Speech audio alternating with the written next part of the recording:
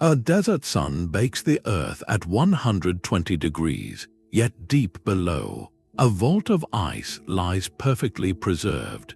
This was the everyday magic of ancient Persia, home to the ingenious desert ice houses that defied the climate of the ancient Middle East. Brilliant engineers built these structures, called yakhchāls, not with modern tools, but with mud, straw, and a profound understanding of nature. By the end of this, you will grasp a complete blueprint of ancient sustainable genius, one that could inspire solutions for our own warming world. How did they create ice under a blazing sun, and what forgotten secrets of passive cooling are still locked within their crumbling walls? What does it say about us that we lost such elegant wisdom for so long? This paradox of the land shaped everything. For months, the summer sun was a relentless force, turning the air into a shimmering furnace where simply existing was a test of endurance. Yet when winter arrived, it brought a surprising and biting cold, with nighttime temperatures plunging far below freezing. The challenge was not a lack of cold, but a profound disconnect in time. The deep chill of a desert winter was abundant, but it arrived when it was least needed. The scorching heat of summer, when relief was a desperate necessity, held none of it. This was the core problem ancient engineers faced, a problem of moving a season. They needed to capture the essence of winter, to bottle that crisp, penetrating cold, and store it safely through the long, burning months until summer demanded its release. It was a quest to defy time itself. For a society without mechanical refrigeration, this might seem like an impossible dream. Yet for them, it was a straightforward equation of survival and ambition. Spoiled food meant hunger and hardship. In a climate where daily life could be a struggle, the ability to preserve meat, fruit, and dairy was not a convenience. It was a cornerstone of community resilience. And beyond sheer survival, there was the powerful human desire for comfort and even elegance. Imagine, after a day in the blistering heat, the profound luxury of a chilled drink, a moment of pure sensory relief. Historical accounts from travelers and court documents reveal that ice was more than a commodity. It was a status symbol. A ruler who could serve ice in the height of summer was demonstrating a command over nature itself, showcasing an advanced and prosperous civilization. So the drive to build these ice houses came from both the ground up, from the practical needs of everyday people, and from the top down, from the aspirations of kings and merchants. They looked at their harsh world and asked a revolutionary question. Instead of just enduring the climate, what if they could rearrange it? The answer to their revolutionary question was not a machine, but a building. It began with a shape, one that has become the lasting symbol of this ancient ingenuity. Rising from the flat desert plain was a massive, smooth dome, often coated in pale plaster that gleamed under the sun. This iconic conical shape was the first masterstroke of design. Its geometry was deliberate, minimizing the surface area directly exposed to the scorching daytime heat. But it also functioned like a chimney. Hot air, being lighter, would naturally rise up along the sloped interior walls and funnel out through a single opening at the very top, constantly drawing the warmest air out of the structure. This was passive ventilation in its purest form, a built-in exhaust system powered by physics alone. Yet the true magic lay in what you could not see, in the very fabric of the walls themselves. These were not simple barriers of mud brick. They were engineered thermal shields, often several feet thick, constructed from a remarkable material known as saruj. Think of saruj as a kind of super adobe. It was a specialized mortar, a mix of clay, sand, lime, and often surprising organic binders like egg whites and goat hair. This combination created a substance that was incredibly strong, nearly waterproof, and possessed of exceptional insulating properties. It acted as a massive thermal battery, slowing the transfer of heat from the outside world to the delicate cold stored within. The walls did not just block the heat, they absorbed it slowly over time, preventing sudden temperature spikes. And below it all, hidden beneath the dome and the thick walls, was the heart of the operation, a deep subterranean chamber. This was not a shallow cellar. This storage pit could plunge down 15 meters or more into the cooler earth, a deep well of shadow. This is where the captured winter would finally rest.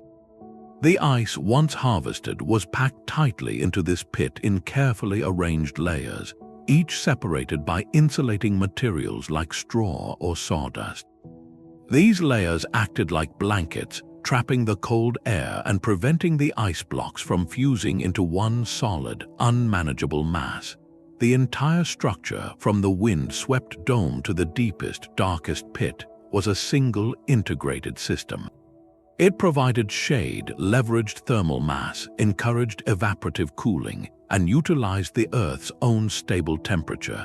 Each component worked in silent harmony with the others.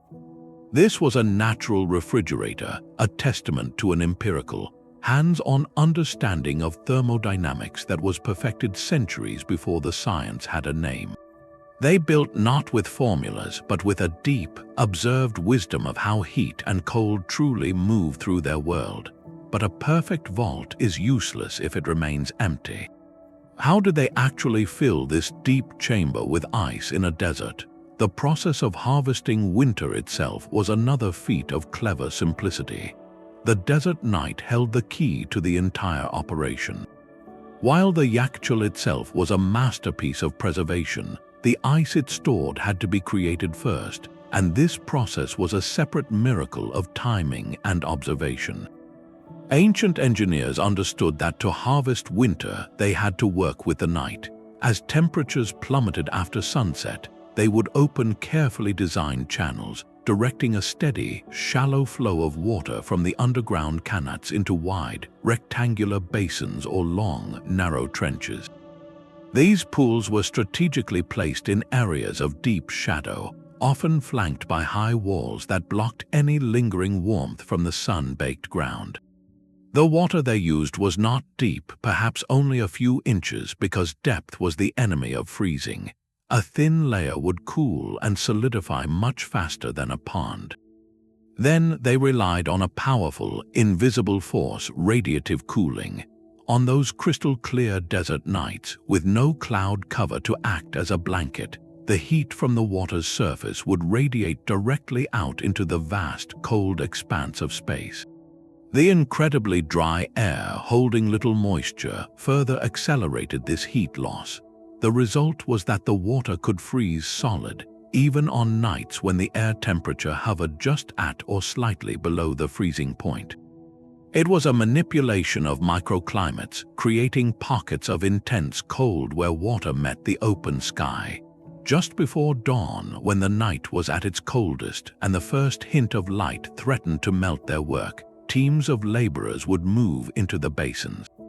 They would break the newly formed sheets of ice into manageable blocks with tools, lift the heavy, glistening slabs, and begin the urgent transport to the waiting Yakhchal. There, the blocks were packed into the subterranean chamber with insulating layers between them. This was not a one-time event, but a cycle repeated throughout the winter, a seasonal harvest. They were not just storing cold, they were actively manufacturing it, banking frozen water like a savings account to be drawn upon during the summer's heat. This annual rhythm transformed the desert's greatest hardship, its extreme temperature swing, into its most valuable resource. They had learned to farm the cold itself. But to truly understand the ice house, we must look beneath the desert floor to the hidden veins that gave it life. The Yakhchal could not exist without its silent partner, the Kanat.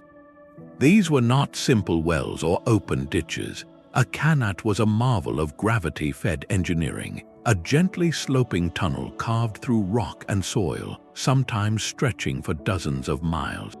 It began at the foothills of distant mountains, where workers would dig a mother well deep into the water table. From there, they would tunnel back toward their city or village, maintaining a precise, almost imperceptible downhill slope. Along its entire length, vertical access shafts were dug down to the tunnel at regular intervals for construction, maintenance, and ventilation. The genius was in its simplicity and its preservation. By keeping the water flowing underground, protected from the relentless sun and dry winds, the Kanat transported life-giving water across vast distances with almost no loss to evaporation. It was a man-made underground river, a permanent answer to the desert's thirst. For the ice makers, the Kanat was the indispensable starting point. It provided the steady, reliable flow of clean water needed to fill those shallow freezing ponds night after night. Think of it as the supply line to the factory. Without the Kanat's consistent delivery, the entire process of harvesting winter ice would have been impossible. This reveals a deeper layer of ancient thinking. The Yakhchal and the Kanat were not isolated inventions. They were two parts of a single, integrated system for managing a harsh environment. The Kanat mastered the problem of water in space, moving it across geography. The Yakhchal mastered the problem of cold in time, storing it across seasons. Together, they formed a closed loop of sustainability. One system provided the raw material, the other provided a method to preserve and enhance its value, turning water into a storable, tradable commodity of comfort and health. This interconnected infrastructure did more than just make ice, it supported entire civilizations. A settlement with a reliable Kanat could farm. With a functioning Yakhchal, it could preserve its harvests, provide relief in the summer heat, and even support medical practices that required cooling. This was a holistic model of development where understanding one natural force, like gravity and groundwater, led to mastery over another, like heat and cold. It was engineering in harmony with the landscape, not in conflict with it. They built networks, not just standalone structures, and in doing so, they built resilience that lasted for centuries. Yet, even the most brilliant system requires careful guardianship. Who were the people who kept this ancient technology running year after year, generation after generation? This sophisticated insulation was the silent guardian of the cold. While the thick walls of Saruj provided massive thermal mass, the builders incorporated an even more subtle defense against the heat, a double wall system. Imagine two concentric rings of brick or stone separated by a gap of several inches. This narrow cavity, filled with nothing but still, dry air, was one of their most brilliant innovations. Air, when trapped and prevented from circulating, is a remarkably poor conductor of heat. This dead air space created a powerful insulating barrier, a thermal buffer zone that dramatically slowed the relentless creep of external warmth toward the precious ice within. It was a simple principle executed with perfect precision, turning empty space into a shield. The inner wall of this system faced an additional challenge: moisture. As the stored ice inevitably released a small amount of meltwater, this inner surface had to resist erosion. Builders often lined it with a special, highly water-resistant plaster or with fired bricks, creating a durable shell that protected the structural integrity of the entire vault from the very substance it was designed to hold. This attention to detail reveals a holistic understanding of the problem. They were not just fighting heat, they were managing an entire microclimate, accounting for condensation and slow phase changes over many months. This ancient design principle is strikingly familiar to us today. In modern energy-efficient construction, we use double-paned windows with an argon gas fill, or walls with foam board and air gaps, all to achieve the same fundamental goal: to create a barrier that minimizes thermal transfer. The Yakhchal builders centuries ago had already grasped the core concept. Using the materials, they had to engineer a stable, cool environment. By layering these defenses, the thick thermal mass of the primary walls, the insulating air gap, and the moisture-proof lining, they constructed a fortress of cold. The summer sun could blaze outside, but inside that deep chamber, the winter they had harvested remained peacefully suspended in time, a testament to the power of trapped, still air. But insulating a vault is only one part of the thermal equation. To truly defeat the desert heat, they also needed a way to actively reject it, to cast the warmth away even before it could reach the walls. Rising high above the domed vault was another silent sentinel, the badgir. This windcatcher was a tall, slender tower, its face open to the prevailing breeze.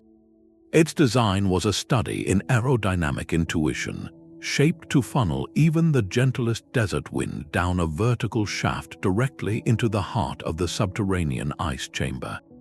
This was not a simple vent, it was an active intake, a deliberate harvesting of the air itself. As that dry desert air was pulled down into the cool, dark pit, something remarkable happened. It would pass over shallow pools of meltwater or the moist surfaces of the stored ice blocks. In the incredibly arid environment, this moisture would instantly begin to evaporate. The process of evaporation requires energy, and it draws that energy directly from the surrounding air in the form of heat. So, as the water molecules escaped into the dry breeze, they literally stole warmth from the air rushing past, cooling it dramatically before it even circulated through the chamber. This principle, evaporative cooling, is the same reason a breeze feels cooler on damp skin. The builders had weaponized this everyday phenomenon, turning it into a renewable refrigeration cycle. The Windcatcher did not stop there. Its design often created a constant convection current. The cooler, denser air would settle at the bottom of the pit, while any warmer air that had seeped in would be gently pushed up and out through other openings, maintaining a stable, stratified environment.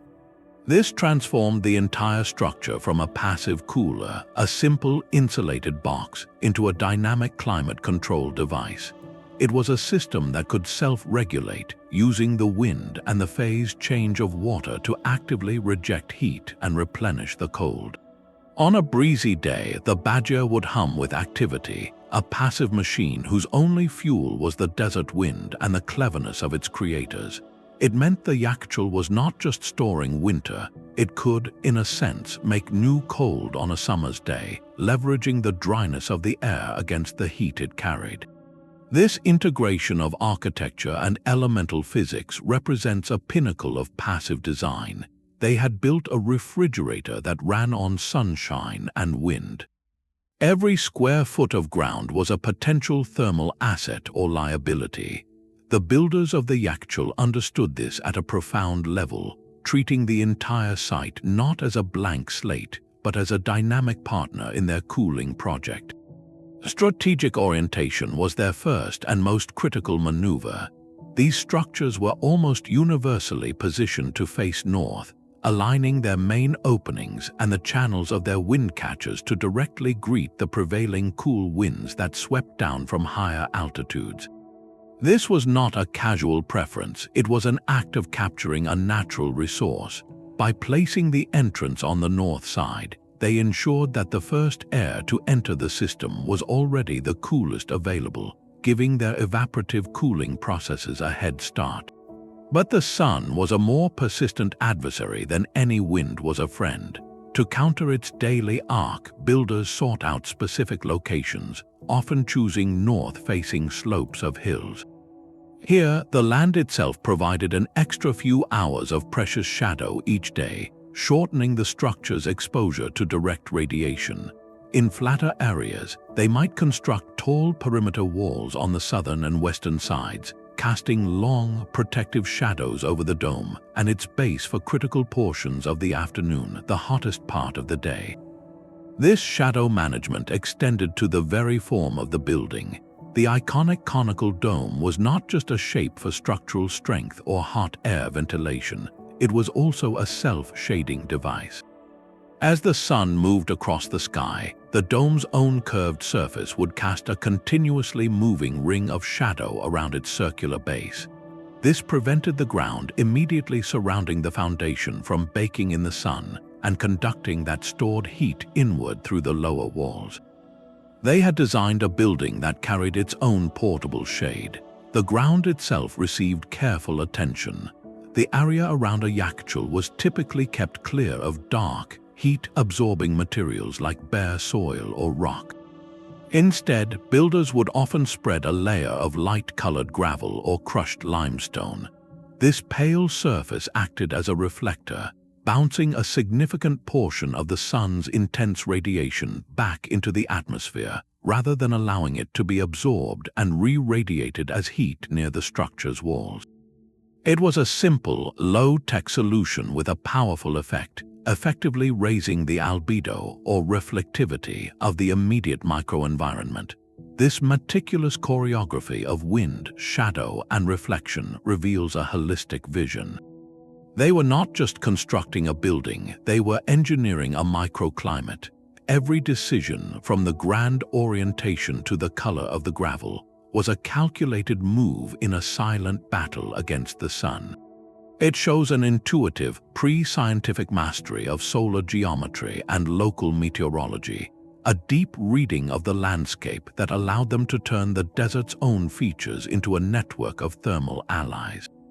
With a vault sealed, the winds harnessed, and the site perfectly tuned, the system was complete. But a technology this elegant does not exist in a vacuum. It was born from a specific culture, a specific way of thinking about humanity's place in the natural world. These silent, enduring structures were the work of a particular kind of genius.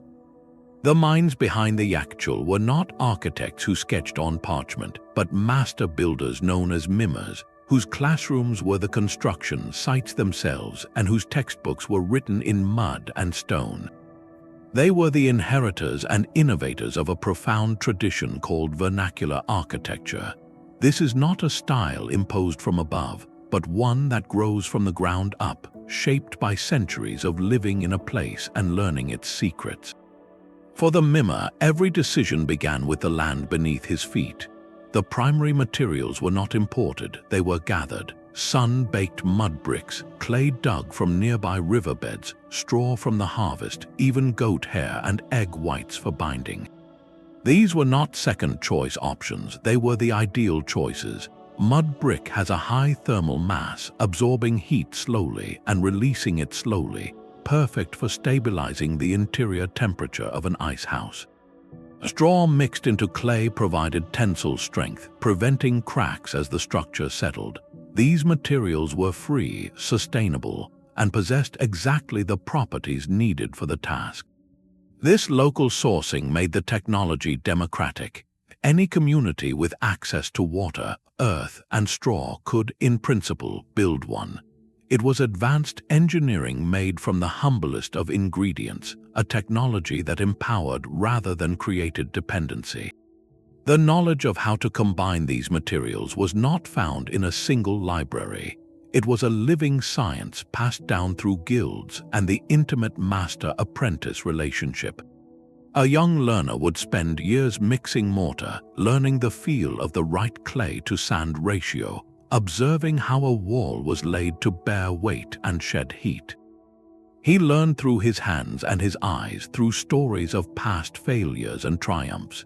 This was a knowledge system built on empirical observation. A mimar knew that a wall facing a certain direction needed to be thicker. He knew that the slope of a dome must be precise to vent hot air without collapsing. He knew these things not from a mathematical formula, but because his teacher's teacher had seen what worked over a lifetime, and that wisdom had been refined over generations. They worked without formal blueprints, yet the yakhchals they built display a remarkable consistency across vast distances. This points to a shared language of design, a set of proven principles communicated through practice, not paper. The true test of their skill is not just that these buildings worked, but that they endured. Many yakhchals stood for centuries, some even into the modern era, their domes slowly eroding but their subterranean chambers still holding a profound chill. That longevity is the ultimate testament. It speaks of a deep understanding of material behavior, of load bearing, of how to build with the climate rather than against it. These master builders were not just constructing storage pits, they were weaving the very fabric of their environment into shelters of perpetual winter. Their legacy is a reminder that sometimes the most sophisticated solutions are born not from complex machinery, but from a profound conversation with the natural world.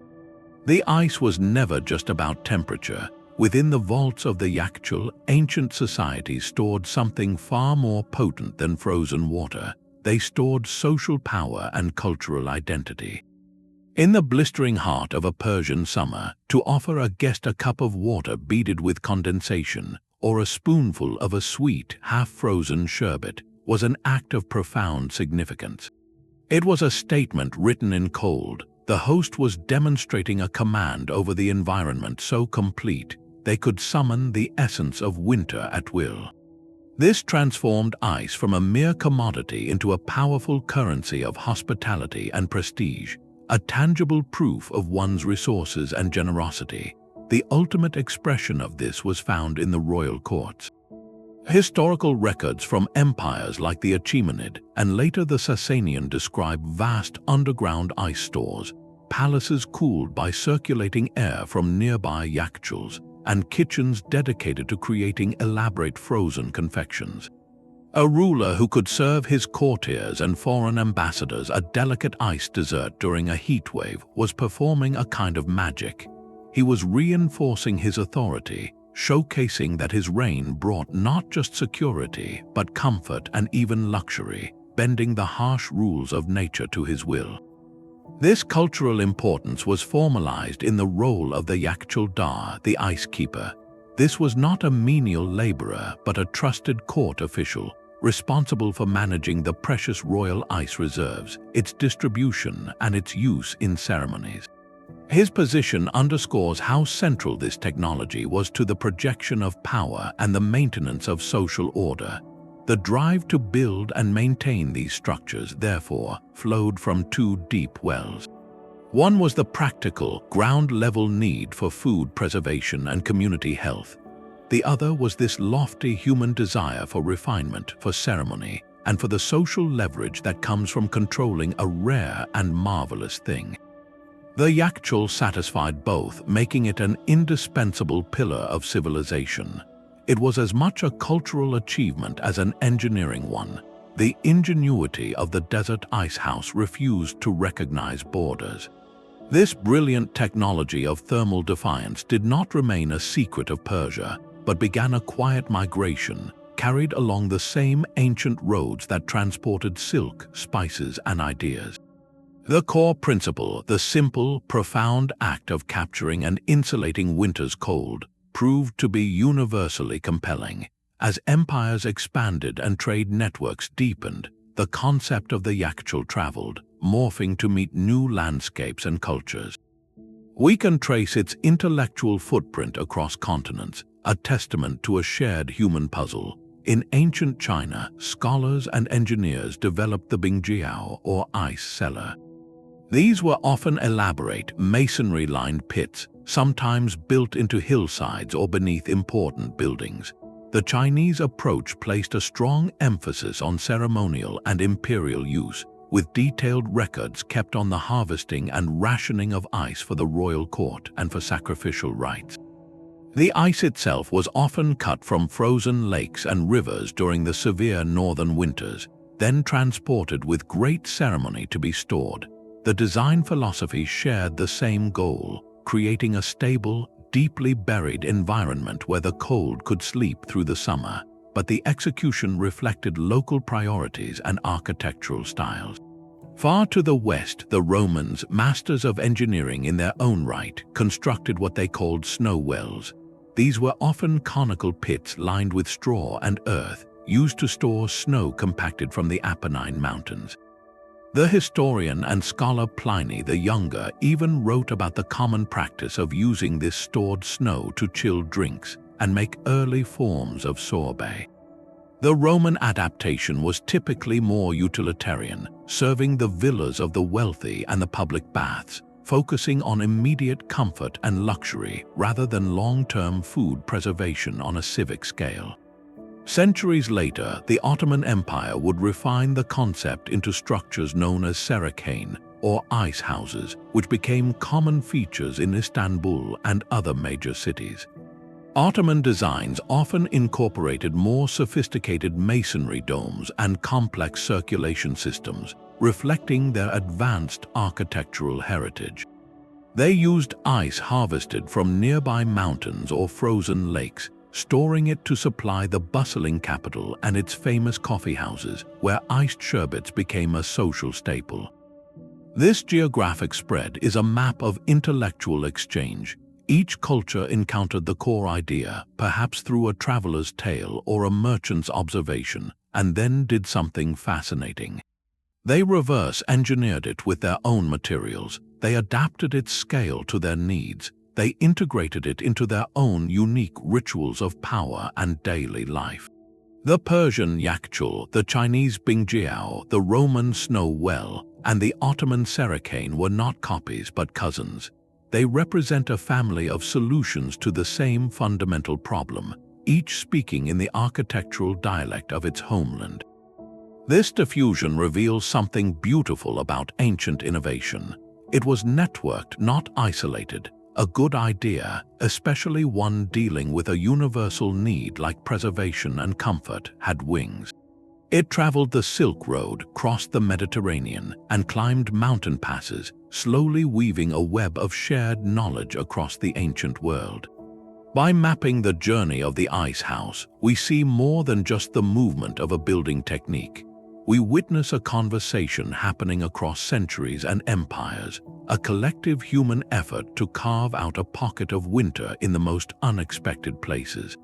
The Yakhchāl-Dār's world was one of perpetual twilight and profound responsibility.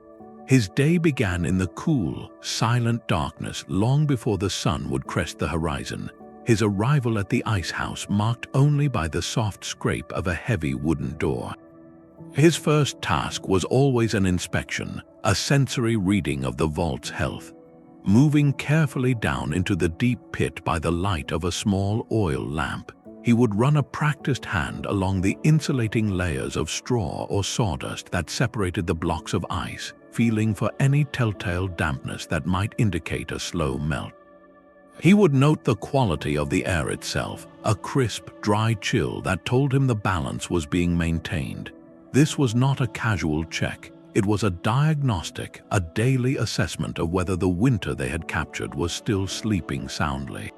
The most critical tool at his disposal was the windcatcher. As the day warmed, his work became a delicate dance with the wind. He would ascend to the base of the badgir tower, judging the breeze's strength and direction. On calm, scorching days, he might cover its main openings with thick, water-soaked reed mats. As the dry desert air pulled through the damp fibers, the process of evaporation would intensify, chilling the incoming breeze even further before it descended to guard the ice. On windy nights, he might open the vents fully, allowing a rushing current to purge any accumulated warmth. He was, in essence, the living thermostat of this ancient machine, making constant micro-adjustments based on a deep, intuitive understanding of his environment. His duties extended far beyond maintenance. When a merchant from a passing caravan arrived with a formal request, or a steward from the governor's palace presented a sealed token, the Yakhchāl-Dār became a quartermaster. With solemn care, he would extract the requested blocks, using special tools to minimize waste, weighing them on a large balance scale. Every amount, every transaction was meticulously recorded in ledgers. These surviving account books from caravanserais reveal a strict economy of cold. Ice was sold by weight, often bartered for goods like grain, cloth, or spices, its value fluctuating with the season's progress. In late spring, it was a costly luxury. By the tail end of summer, a small piece was worth a fortune. This required a character of absolute integrity. Temptation would have been constant, for pilfering even a small block could bring significant personal profit. Yet the position demanded and received immense trust. The Yakhchāl-Dār was not merely a custodian of ice, he was a guardian of public health, a steward of commerce, and a keeper of social order. His skilled hands ensured that the engineering marvel above him translated into tangible relief, a sip of cool water, the preservation of medicine, or the successful conclusion of a trade deal below. He was the indispensable human link, the one who whispered to the winter in its vault and convinced it to stay just a little while longer. Yet to the builders, these were not principles of physics, but simply the observed laws of their world. They watched how a puddle in a shadowy ditch froze on a clear night while one in the sun did not. They felt how a thick mud wall stayed cool long into a hot afternoon. They noticed the chill that descended into a deep cellar. These were the raw materials of their genius, the everyday phenomena they learned to orchestrate into a symphony of cold. The first movement was radiative cooling, the silent engine of ice creation. On those cloudless desert nights, the shallow pools of water did not just cool, they actively shed heat, radiating infrared energy directly out into the cold vacuum of space. The still, dry air above them, acting as a poor insulator, allowed this heat to escape freely. The water could freeze even when the air temperature was just at the freezing point, because the surface of the water itself became significantly colder than the surrounding air. This was not magic, it was a precise manipulation of energy transfer, turning the desert sky into a limitless heat sink. Once the ice was harvested and stored, the second principle took over: conductive insulation. The massive walls of the Yakhchal, several feet thick, were not just barriers, they were thermal buffers. Heat from the outside desert had to travel through this immense volume of material, a slow, arduous journey. The specialized Saruj mortar, with its mix of clay and organic binders, was specifically engineered to have low thermal conductivity, meaning it resisted the flow of heat. It acted like a vast sponge for warmth, absorbing it so gradually that the daily temperature spike outside barely registered as a ripple within the inner chamber. This principle of thermal mass is why a stone cathedral feels cool on a summer day. The building itself absorbs the heat over hours. The Yakhchal builders scaled this idea to monumental proportions. Then there was convection, the art of moving air. The Windcatcher was the master of this domain. By channeling the prevailing breeze down into the cool pit, it initiated a continuous cycle. The dry incoming air would pass over the ice or meltwater, triggering rapid evaporation. This phase change from liquid water to vapor requires a significant amount of energy known as latent heat. That energy is drawn directly from the air itself, cooling it dramatically. This cooler, denser air would then settle at the bottom of the chamber, while any slightly warmer air was displaced and pushed out through other vents. This created a self-sustaining convection current, a gentle, wind-powered refrigeration cycle that actively rejected heat from the storage space. Perhaps the most profound partnership was with the Earth itself. By digging deep, sometimes over 15 meters down, the builders reached a zone where the temperature remained remarkably stable year-round, insulated from the dramatic swings at the surface. This subterranean chamber was nestled within the planet's own constant thermal mass, a natural anchor point for their artificial winter, and at the heart of it all was the ultimate phase change material, water itself. The act of freezing water to create ice captures and stores a tremendous amount of cold energy, known as its latent heat of fusion. When that ice later melts in the summer, it absorbs an equivalent amount of heat from its surroundings to change back into liquid, providing a powerful cooling effect. The Yakhchal was in essence a battery for this latent heat, charging it in winter and discharging it slowly throughout the summer. Modern researchers analyzing these structures have calculated their performance with contemporary tools, and the numbers are humbling. The passive cooling efficiency, the temperature differentials maintained, and the seasonal storage capacity rival some of today's most advanced low-energy architectural designs. This reveals a stunning truth. Their mastery was not a lucky accident, but the result of generations of meticulous observation, experimentation, and refinement. They conducted a centuries-long experiment in thermodynamics, not in a laboratory, but across the entire desert landscape, building a science of comfort from the ground up. Yet this ancient mastery stands in stark contrast to the hum that fills our modern kitchens.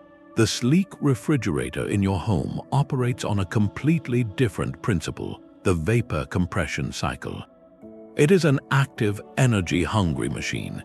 Inside its sealed shell, a chemical coolant is compressed into a hot liquid, then allowed to expand rapidly back into a gas, a process that pulls heat from the interior compartment. This cycle is relentless, powered by an electric compressor that must run constantly to maintain its set temperature, drawing a steady stream of power from the grid. It offers incredible convenience and precision, allowing us to chill a drink in minutes or keep food at a perfectly safe 38 degrees Fahrenheit year-round. But this convenience comes with a constant, invisible cost, a continuous demand for external energy, and a contribution to the carbon emissions that power our grids. The Yakhchal represents the opposite philosophy. It was a passive system requiring zero operational energy once built. Its compressor was the winter night. Its coolant was the dry desert wind and the phase change of water itself.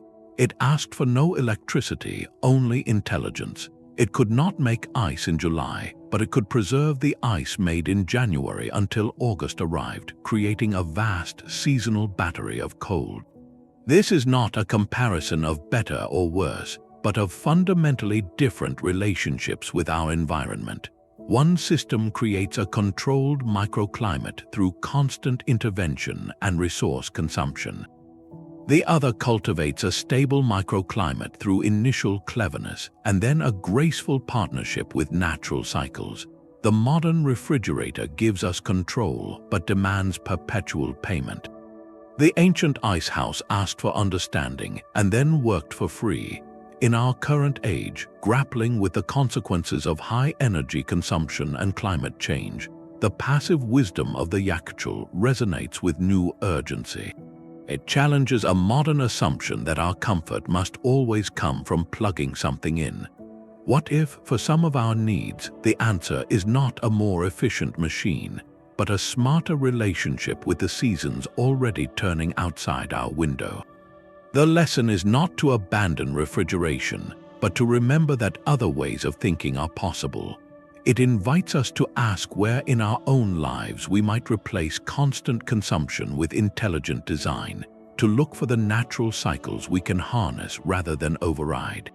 The silent testimony of these structures is not confined to historical texts, but is literally written into the earth itself.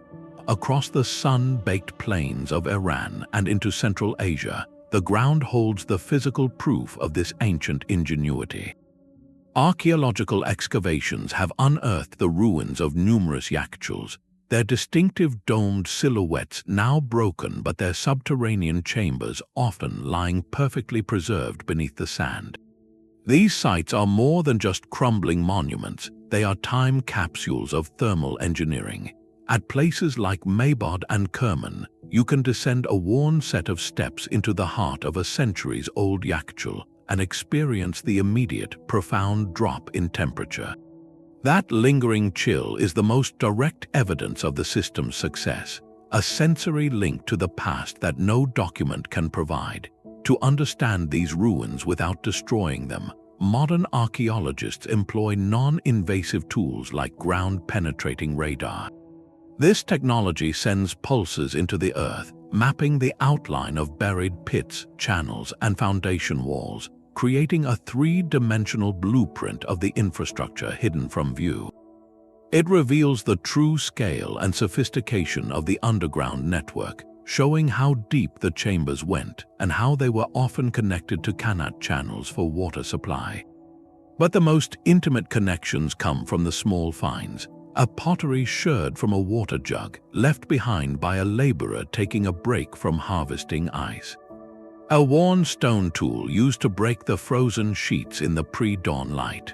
the carbonized remnants of straw and reed, the very insulating material that once separated the blocks of ice in the pit. These fragments are not grand treasures, but they are priceless. They tell the story of the people, the daily rhythm of filling and maintaining the vault, the economy that grew around this precious commodity. Each excavation adds another piece to a vast, interconnected puzzle.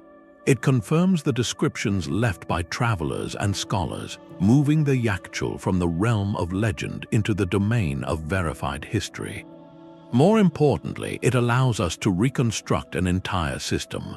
By mapping where these ice houses were built in relation to cities, trade routes, and agricultural centers, we begin to see the economic web they supported. They were nodes on a map of commerce and comfort, physical anchors for a society that had learned to bank the cold. This tangible evidence transforms our understanding from an intellectual appreciation into a physical one. We are not just reading about ancient cleverness, we are standing in its shadow, feeling its cool breath on our skin, and holding the very tools that made it work. The same relentless sun that once made these ice houses essential now threatens to erase them entirely. Across the Iranian plateau, many yakhchals stand as silent, crumbling ruins, their once proud domes slowly collapsing back into the earth from which they were formed. This decay is not a natural end, but the result of a profound shift in how we live. The age of electricity rendered their original function seemingly obsolete. Why labor to harvest winter ice when a humming appliance can create cold on demand at any time? As cities expanded, these ancient structures, often sitting on valuable land, were simply seen as obstacles to progress, bulldozed to make way for roads and modern buildings. For decades, they were victims of neglect, their sophisticated engineering forgotten, viewed as quaint relics of a bygone era rather than the masterpieces of sustainable design they truly are. Yet, in their quiet disintegration, a new awareness is stirring. A growing heritage conservation movement, both local and international, has begun to recognize that we are not just losing old buildings, we are losing a vital chapter in the story of human ingenuity. The fight to save these monuments is now underway, and it is a race against time. Organizations of dedicated architects, historians, and community volunteers are working to restore key examples, with the magnificent Yakhchal in the ancient city of Yazd serving as a flagship project. Here, preservationists face a complex puzzle. They are committed to using the original traditional materials and techniques, sourcing the specific clay and straw for sarooj mortar, and relearning the bricklaying patterns that create the self-shading dome. This is not a simple cosmetic fix, it is an act of archaeological revival, a hands-on effort to reconstruct not just the form, but the very soul of the technology. The goal is absolute authenticity because the building itself is the lesson. Every restored curve of the dome, every relayed insulating wall, becomes a physical testament to the knowledge it embodies. This preservation work transcends architecture. It is about safeguarding a repository of indigenous knowledge, a living library of sustainable technology written in mud and shadow. Each saved Yakhchal serves as an open-air classroom, a tangible connection to a time when humanity solved extreme challenges with observation and harmony rather than consumption and force. The challenge is immense, a constant balancing act between the undeniable needs of modern development and the quiet imperative of cultural memory. Yet, with each structure stabilized, with each community that rediscovers the cool breath of its own history, a powerful statement is made. It declares that the past is not a place we have left behind, but a deep well of wisdom we may need to draw from once more. But this is not a story that ends with ruins. The very principles that kept those ancient vaults cool are now being excavated by a new generation, not with shovels, but with design software and material science. In the urgent search for sustainable building solutions, architects and engineers are looking back, realizing that the Yakhchal offers a profound blueprint for a more resilient future. This is not about nostalgia, it is about rediscovering a forgotten language of climate harmony. The modern passive house movement, which aims to create buildings that require minimal energy for heating or cooling, directly echoes the ancient Persian model. Today's designers are once again harnessing thermal mass, using thick walls of rammed earth or specially formulated concrete to absorb heat by day and release it slowly by night, stabilizing interior temperatures just as the Saruj walls did centuries ago.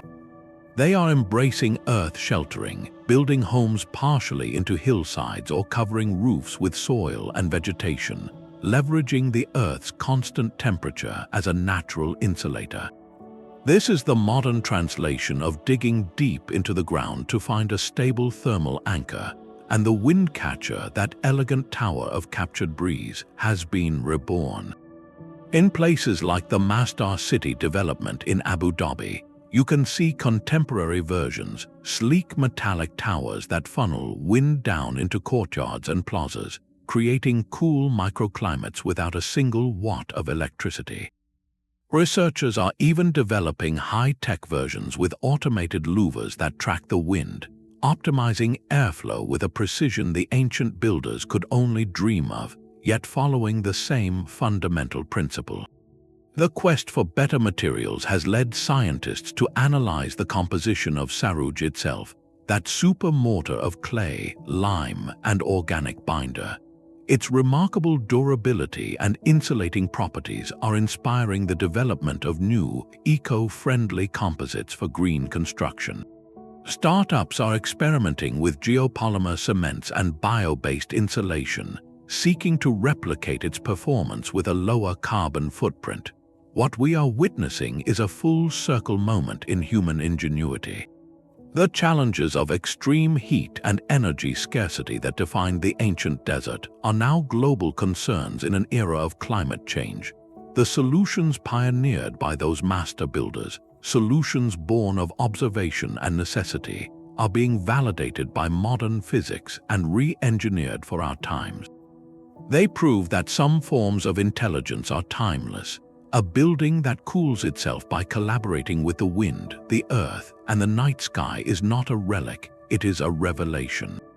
It suggests that the most advanced path forward may not always involve inventing something new, but sometimes in remembering something very old and understanding it with fresh eyes. Even the most brilliant truths can become wrapped in layers of story over time. As the centuries passed, the remarkable but understandable function of the Yakhchal began to blur with legend, its practical genius sometimes overshadowed by more fantastical tales. One persistent myth suggests these desert vaults were filled with snow, laboriously hauled down from the distant, towering peaks of the Alborz or Zagros mountains. While this paints a dramatic image of caravans trekking across the sands with precious white cargo, the logistics make it highly improbable for the vast majority of communities. Transporting snow across dozens of miles in a desert climate, even at night, would have resulted in catastrophic melt long before reaching its destination. The sheer energy and manpower required would have made ice an impossibly rare luxury, not the accessible commodity it historically was. The evidence points decisively to a simpler, more elegant truth.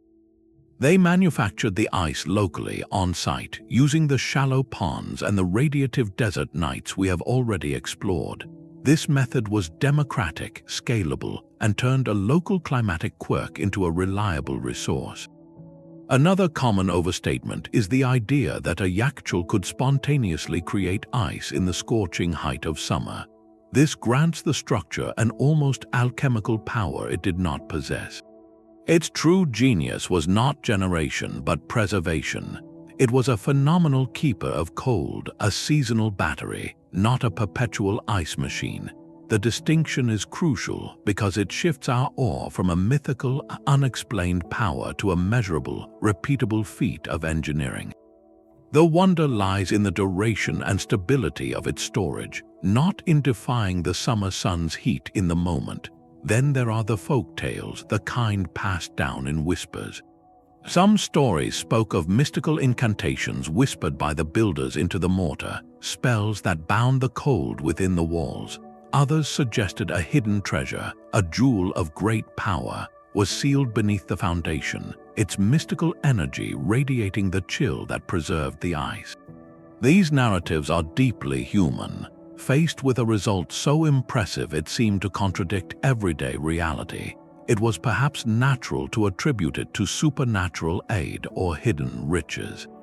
It is a pattern we see across history where advanced technology, unexplained to the observer, is interpreted as magic. But peeling back these layers of folklore does not strip the Yakhchal of its wonder. In fact, it does the opposite. By removing the veil of magic, we are left with something even more extraordinary: the tangible brilliance of human problem solving. There were no incantations, only a profound understanding of physics. There was no buried treasure, only the invaluable wealth of accumulated knowledge. The real magic was the quiet perseverance of generations of mimers who observed, experimented, and built. It was the intelligence to see that a puddle freezing on a clear night was not a trivial event, but a principle that could be scaled into a civilization's comfort. Demystifying the Yakhchal elevates it from a fable to an inspiration. It shows us that our ancestors were not passive recipients of their environment, but active, ingenious shapers of it. Their greatest resource was not a mythical gem, but the collective human mind applied patiently to the puzzles of the natural world. This truth is more compelling than any legend, for it is a magic we all inherently possess, the capacity to look at a limitation and see, hidden within it, a possibility waiting to be engineered. This ingenuity was not confined to a single town or palace. The true power of the Yakhchal was unlocked when its bounty began to move, transforming frozen water into a currency that flowed along the very arteries of ancient commerce.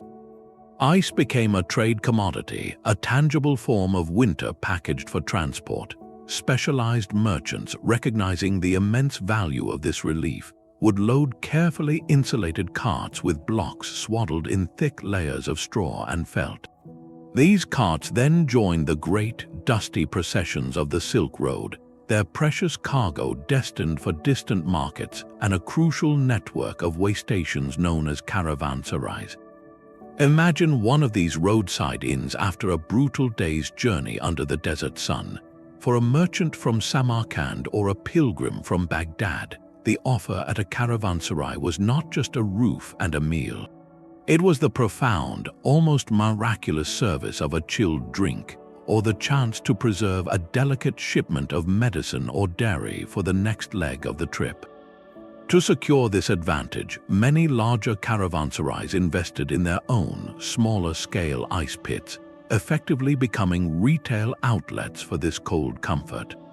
They purchased ice from the regional yakhchals, storing it to attract and serve the lucrative traffic of the trade routes. This created a self-reinforcing economic loop. The caravanserai created demand, which justified the expansion of yakhchal operations, which in turn made long-distance trade more viable and comfortable, bringing more business to the caravanserai. The ripple effects of this ice trade spread far beyond the vaults and the roadside inns. It supported entire ancillary industries that formed the hidden backbone of the system. There were artisans who specialized in weaving the tight, sturdy baskets and mats used for insulation during transport and storage. There were guilds of maintenance workers dedicated solely to the upkeep of the vital Kanat channels, ensuring the water supply for ice production never failed. And of course, there were the people. This technology created a cascade of livelihoods. Teams of harvesters worked the freezing ponds in the dead of night. Strong-backed transporters managed the insulated carts. Skilled keepers, the Yakhchāl-Dārs, managed inventory and quality at both the source and the point of sale. This was not a niche craft, it was a legitimate sector of the ancient economy. The commercial dimension reveals something profound about how innovation truly takes root. A brilliant technological idea, like storing winter, is only a seed. Its real impact is measured by the ecosystem that grows around it. The Yakhchal did more than just cool drinks, it cooled the friction of long-distance travel. It made commerce more reliable by preserving goods. It created jobs and specialized skills. It turned a natural phenomenon into an economic engine that facilitated not just trade in spices and silk, but an exchange of comfort, hospitality, and ideas across continents. The ice, in its silent journey from a desert vault to a traveler's cup, was quietly lubricating the gears of an interconnected world. The silent journey of that ancient ice reveals a blueprint not just for commerce, but for survival in a challenging world. As we face the escalating pressures of a warming planet, the Yakhchal transforms from a historical curiosity into a profound symbol of adaptation and resilience. Its core genius offers a powerful counter-narrative to our modern instincts, where we often see a problem and reach for a new, energy-intensive machine to solve it. The ancient builders saw a pattern and asked how they could work within it. They viewed the desert's extreme temperature swing, the brutal shift from freezing night to scorching day, not as a hardship to be overcome by force, but as a resource to be harvested. This mindset is more relevant now than ever. In many regions, climate change is amplifying these very swings, making nights colder and days hotter. The ancient approach teaches us to see this volatility not solely as a threat, but as a potential source of stability, if we are clever enough to capture and store its energy. The Yakhchal did not fight the climate, it conversed with it, creating a dialogue between architecture and atmosphere that resulted in a sanctuary of coolness. This is a foundational lesson in resilience, one built on observation and harmony rather than consumption and control. Its physical construction reinforces this philosophy of sustainability. Every component was sourced locally, from the earth and straw of the walls to the labor and knowledge of the community. This created a circular, low-impact economy long before the term existed. There was no complex global supply chain for parts, no dependence on imported fuel. Once built, the structure demanded zero operational energy, running for centuries on nothing but wind and shadow. It represents a model of abundance through simplicity, proving that advanced comfort does not necessarily require advanced complexity. This inherent logic is sparking a quiet revival. In arid regions from the Middle East to the American Southwest, architects and community planners are looking past the purely technological fix. They are exploring how revived and adapted versions of these passive principles, like enhanced thermal mass and sophisticated windcatchers, can be integrated into modern homes and community centers. The goal is not to abandon electricity, but to drastically reduce dependence on it, especially on fragile grids that can fail during heat waves when cooling is most critical. These projects aim to create spaces that remain habitable through power outages, using the building itself as a buffer against the extremes. Ultimately, the legacy of the desert ice house challenges a pervasive modern assumption that progress is a linear path away from the past and toward ever more complex technology. It offers a different vision of advancement, one measured not by how much energy we can consume, but by how intelligently we can work with the energy flows already present in our environment. Resilience, it whispers, is not always found in a higher tech solution. Sometimes it is waiting in the quiet wisdom of a design so attuned to its place that it requires no external command, only understanding. In a future of climatic uncertainty, this ancient vault of winter holds a key, reminding us that some of the most powerful tools for our planetary future may be the ones that already know how to listen to the wind. The chill of the Yakhchal did not just linger in the air, it seeped into the very soul of Persian culture, finding expression in its most cherished arts. Beyond the ledgers of merchants and the diagrams of builders, the ice house lived a second life in poetry and on painted pages, becoming a symbol as rich and layered as the structure itself. In the lyrical verses of classical Persian poets, the Yakhchal was rarely mentioned as a mere building. Instead, it transformed into a powerful metaphor. Its deep, hidden chamber, holding a cool secret against the outer heat, became an image for the human heart, a place of concealed emotions and quiet refuge. A beloved's indifferent demeanor might be described as a scorching desert, while a single kind glance from them was the cool breath emanating from a Yakhchal, a moment of profound relief and sustenance. This poetic adoption reveals how deeply the technology was woven into the cultural imagination. It was not an external tool, but an internal landscape, a shared reference point for expressing the most intimate human experiences of longing, solace, and hidden depth. This cultural resonance materialized beautifully in the visual arts, particularly in the intricate miniature paintings of the Safavid era. These were not photographs, but composed visions of an idealized world, often depicting scenes from romantic epics, royal court life, or tranquil gardens. It is within these lush, detailed tableaus that we sometimes catch a glimpse of the Yakhchal's role in daily life. In a corner of a garden scene, behind a blossoming tree, you might see the distinctive conical dome rising in the distance. A line of servants moves along a path, carefully balancing blocks of ice on their shoulders, bringing them to a pavilion where a prince reclines on cushions, awaiting refreshment. These tiny figures, painted with meticulous care, are performing a silent ritual of luxury. The painting tells us that the ice house was not hidden away, but was a recognized feature of the civilized landscape, a necessary outbuilding for any grand estate that wished to project comfort and sophistication. These artistic depictions are far more than decorative. For historians, they are invaluable documents. They show us the architectural proportions of the domes, the materials used in their plaster, and their typical placement relative to gardens and residences. They confirm textual descriptions and give us color, context, and scale. More importantly, they capture the emotion surrounding the technology, the serene faces of the servants, the relaxed posture of the noble recipient, the very inclusion of the ice in a scene of leisure, all communicate a cultural attitude. The Yakhchal was not associated with grim survival, but with pleasure, artistry, and the graceful management of one's environment. It represented a pinnacle of cultivated living. Together, the poetic metaphor and the painted scene complete a picture that bricks and mortar alone cannot provide. They show us that the people of this era did not just use their ice houses, they thought with them.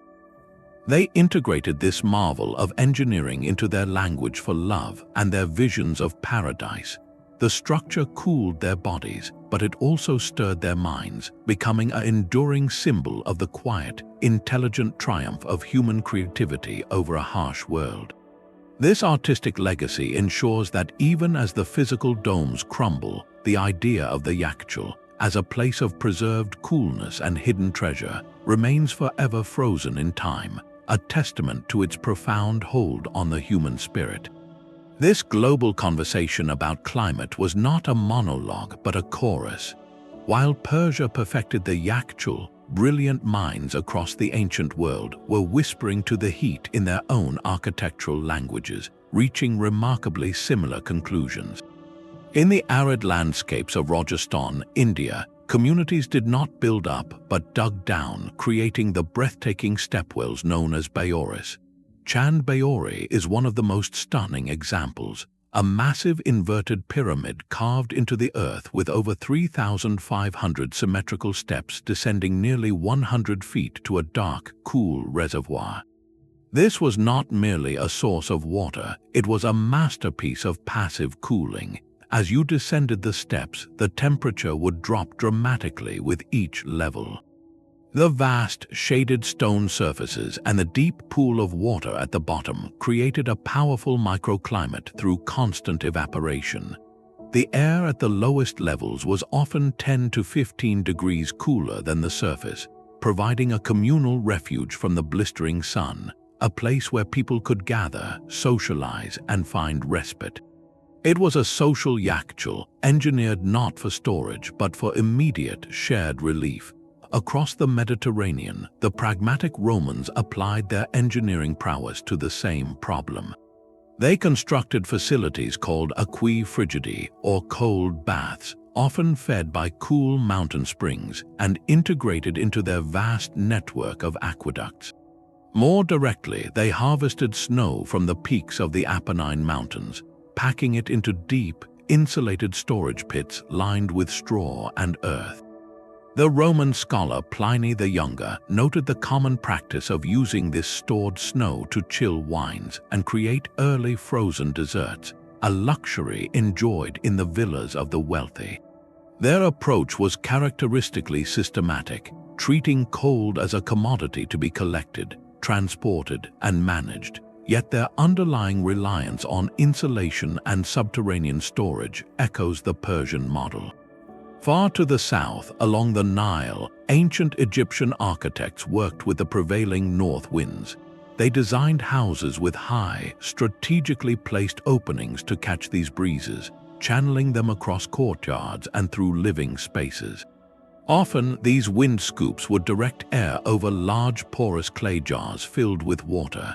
As the dry air passed over the damp surface, evaporation would chill it, providing a gentle, cooled breeze inside the home. It was a domestic-scale application of the same evaporative principle that powered the grand windcatchers of Persia, a quiet technology woven into the fabric of daily life. And in the canyons of the American Southwest, the Pueblo peoples crafted their answer from the earth itself. Their iconic adobe dwellings, built from a mix of clay, sand, straw, and water, were monuments to thermal mass. The thick walls, sometimes several feet wide, would absorb the intense desert heat during the day, slowly releasing it throughout the cooler night. This thermal lag created a stable, temperate interior, smoothing out the extreme swings between scorching days and freezing nights. The architecture itself became a thermal battery, its very substance a regulator of comfort.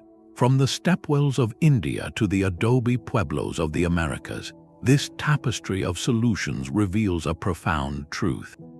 These were not isolated flashes of genius but parallel innovations. Different cultures with no contact confronted the same relentless adversary, heat, and arrived at the same family of solutions: thermal mass, evaporative cooling, earth sheltering, and strategic ventilation. They used what they had: local stone, local clay, local winds, and local understanding. This independent convergence is perhaps the most powerful evidence of its own. It tells us that the drive for comfort and resilience is a universal human trait, and that the principles of working in harmony with nature are not cultural secrets, but fundamental laws waiting to be rediscovered by any observant mind. Each structure is a dialect in a global language of survival and ingenuity. The mortar holding these ancient vaults together was itself a marvel. Saruj was far more than simple mud. It was a carefully engineered composite, a super material whose recipe was passed down through generations of master builders. Modern scientists, armed with spectrometers and electron microscopes, have dissected its composition, revealing a sophistication that borders on alchemy. The base was a precise mixture of clay, lime, sand, and ash, but the transformative ingredients were the organic additives, elements that seem almost whimsical to our modern eyes: beaten egg whites, goat hair, and sometimes even plant resins. These were not random additions, they were deliberate, functional components. The proteins in the egg whites acted as powerful natural binding agents and plasticizers, giving the wet mortar a workable consistency that dried to an exceptional hardness. The fine strands of goat hair scattered throughout the mix performed a critical task of micro-reinforcement. Think of them as a microscopic network of tiny fibers, like the steel rebar in modern concrete. As the sarooj cured and was subjected to the daily expansion and contraction from temperature swings, these hairs distributed the stress, preventing the large structural cracks that would have doomed the insulation of the vault. This gave the material a flexible strength, allowing it to breathe and move with the climate without failing. The result was a substance with a rare combination of properties. It possessed low thermal conductivity, meaning it resisted the transfer of heat, a perfect quality for an ice house wall. It achieved high mechanical strength, able to support massive domes and thick walls for centuries. And perhaps most surprisingly for a material based on Earth, it exhibited notable water resistance, shedding moisture and protecting the structural core from erosion.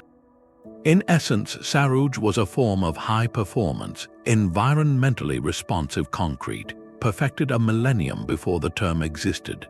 Today, this ancient recipe is more than a historical footnote. It is a source of inspiration in material science labs. Researchers looking to reduce the colossal carbon footprint of modern cement are actively studying these bio-based composites. They see in sarooj a blueprint for sustainable building materials that are strong, durable, and crafted from local, renewable resources. The humble mortar of the desert vault is proving that the most advanced path forward may sometimes require us to look back, to learn from a time when every ingredient had a purpose and nothing was wasted. The ice drawn from those deep vaults carried a meaning far greater than simple refreshment. It became a thread woven into the sacred and ceremonial life of the community, transforming a physical substance into a symbol. During major religious festivals or grand royal celebrations, the public distribution of flavored ices and delicate sherbets was an act of profound significance. It was a spectacle of generosity, a way for a ruler or a wealthy patron to share the marvel of their technology directly with the people. The sight of these crystalline treats, often infused with rosewater, saffron, or fruit syrups, was a sensory celebration that blurred the line between luxury and communal blessing. This act reinforced social bonds and publicly displayed the benevolence and capability of the leadership, turning a moment of personal comfort into a shared cultural experience. Beyond the feast, ice found a place in practices of care and ritual. Historical texts and medical treatises of the era note its use in soothing those with fevers or heat-related discomfort, an early and intuitive form of therapeutic cooling. Its very nature, a clear, solid block formed from pure water, lent it an aura of cleanliness and renewal. In some traditions, ice or chilled water was incorporated into ceremonies symbolizing purity, its untainted state seen as a physical metaphor for spiritual cleansing. Perhaps the most poignant tradition was the seasonal opening. After the long, arduous summer, the first official drawing of ice from the main chamber was not a mundane task. It could become a small, community-focused event, a marker of seasonal transition as meaningful as the first harvest. The moment when the Yakhchāl-Dār brought forth the first intact blocks, proof that their collective effort had preserved winter's essence, was a quiet triumph. It was a reaffirmation of the community's skill and foresight, a tangible reward for their patience through the heat. These rituals and traditions performed a crucial, invisible function. They took a brilliant but practical piece of engineering and embedded it into the heart of cultural identity. The Yakhchal was no longer just a clever building on the edge of town. It was the source of the sherbet at a wedding, the comfort for an ill family member, the cool symbol of a new season. It became a shared reference point, a cornerstone of communal memory and practice. This cultural dimension ensured its preservation was about more than mortar and physics. It was about safeguarding the stories, the ceremonies, and the very rhythm of life that had grown up around its cool, dark heart. That deep cultural resonance did not fade, it simply changed form, blossoming from the dark, cool vault into one of humanity's most celebrated art forms. The same principles that govern the Yakhchal found a new, vibrant expression in the Persian paradise garden. These were not merely collections of beautiful plants, they were meticulously engineered landscapes, designed as serene, cool refuges from the outer world. In their very layout, you can see the ghost of the ice house, its utilitarian genius translated into a living, breathing sanctuary. The most direct echo was in the lifeblood of the garden, the water. Just as the Kanat channeled water underground to the freezing ponds, the Paradise Garden used carefully engineered channels called jubs to distribute water with elegant precision. These narrow canals were not just for irrigation, they were a cooling network. As water flowed through the open channels exposed to the dry air, it would continuously evaporate. This process, the same one that chilled the air in the Windcatcher, would lower the ambient temperature of the entire garden path, creating a ribbon of coolness for strolling visitors. The sound of the flowing water added an auditory layer of tranquility, masking the harshness of the desert beyond the walls. Shade, that precious commodity, was architecturally orchestrated. Trees were not planted at random, but in dense, strategic groves and along the sides of walkways to cast deep, uninterrupted shadows. This was the living equivalent of the Yakhchal's self-shading dome and its protective perimeter walls. The canopy of leaves intercepted the sun's radiation, creating a cooler microclimate at ground level, just as the thick walls of Saruj blocked heat from reaching the ice. Even the topography of the garden recalled its predecessor. Many classic designs featured sunken central areas or terraced levels that descended from the perimeter. This was a deliberate thermal strategy. Cooler, denser air, like water, naturally settles in low places. By creating these sunken gardens, designers were essentially crafting bowls to capture and hold the cool night air, preventing it from being swept away by the daytime winds. It was a geomorphic version of the deep storage pit, using the earth itself to pool comfort. The entire garden, therefore, functioned as an integrated climate system. The water channels provided evaporative cooling. The trees managed solar gain and created shade. The sunken layout stabilized air temperature.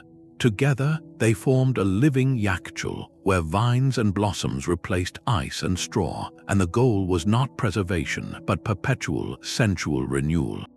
This evolution from a storage facility to a paradise reveals a profound cultural journey. It shows how a technology born from sheer necessity, the need to keep food from spoiling, could mature into an expression of the highest ideals, beauty, contemplation, and harmony between humanity and nature. The garden was the ice house, perfected not for utility, but for the human spirit.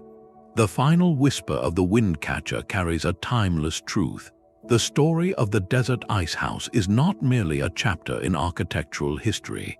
It is a profound reflection of humanity's enduring drive to shape our world with insight, not just force. We have walked from their sun-bleached domes down into their silent, frigid hearts, tracing a legacy where deep scientific intuition danced with cultural elegance. To call them ancient refrigerators is to miss their true grandeur. They were monuments to communal resilience, fortresses built from mud and wisdom that safeguarded health and enabled commerce. They were symbols of sacred hospitality, their bounty transforming a simple drink into an act of profound generosity. And now, in an age of pressing climatic uncertainty, they stand as forgotten blueprints, offering a vision of sustainability written in earth and shadow. The lesson of the Yakhchal is not a call to abandon modern technology, but an invitation to expand our definition of progress. In a world often seeking complex, energy-intensive answers, it reminds us that profound elegance can be found in partnership. The most advanced solution may sometimes be the one that listens to the wind, learns from the earth, and harnesses the quiet turning of the seasons. As we navigate our own environmental challenges, that quiet, cool whisper from the past grows ever more relevant, urging us to build not just for control, but for harmony. If this journey into a world where winter slept in a desert vault has ignited your curiosity, we would love to hear your reflections in the comments below. For more explorations into history's most captivating mysteries, consider subscribing. Until next time.